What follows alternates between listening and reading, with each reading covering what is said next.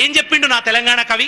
కథనాన శత్రువుల కుత్తుకల నవలీల ఉత్తరించిన బలోన్మత్తులేలిన భూమి వీరులకు మొగసాలరా, వీరులకు మొగసాలరా, తెలంగాణ వీరులకు కాణాచిరా.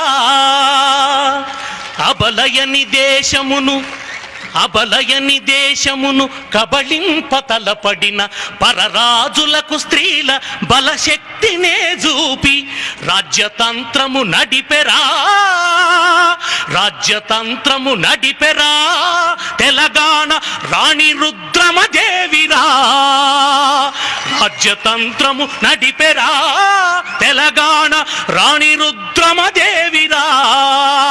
ఇవాళ ఇక్కడ రుద్రమదేవి వారసుల్లాగా నా తెలంగాణ అక్కలందరూ కూర్చున్నారు.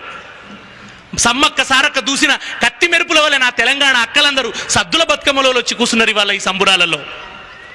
పగిడిద్దెరాజు పదును కత్తిలై మెరుస్తున్నది నా తెలంగాణ యువతరం. ఇవాళ ఐటీ తరానికి, ఛానల్ తరానికి కూడా ఈ తెలంగాణ సంబురాలకు వచ్చి ఇది మన వేరు, ఇది మన తల్లి వేరు.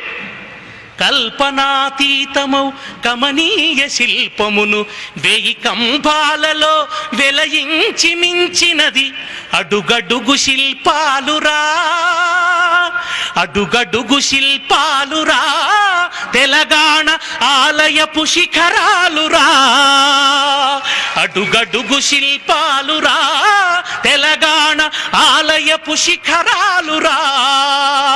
కల్పనాతీతమౌ కమనీయ శిల్పమును వేయి కంపాలలో వెలయించి మించినది అడుగడుగు శిల్పాలురా తెలంగాణ ఆలయపు శిఖరాలురా.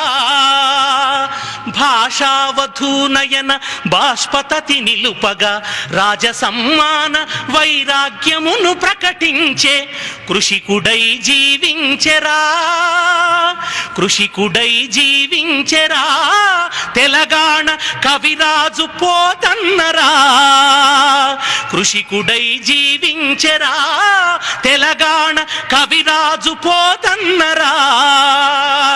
నా కావ్యాన్ని రాజులకు అంకితం ఇవ్వను. బాల రసాలసాల నవపల్లవ కోమల కావ్యకన్యకన్ ఊళలకిచ్చి ఆ పడుపుకూడు భుజించుట కన్నా సత్కవుల్ హాలికులైననేమి. నేను పొలం దున్నుకొని బతుకుతా తప్ప రాజు దగ్గర తలవంచనని చెప్పిన తెలంగాణ రేషంగల్ల బిడ్డ మా పోతన. రాజ్య ధిక్కారాన్ని చేసిండు పోతన. కథనాన విప్లవ కాహళిని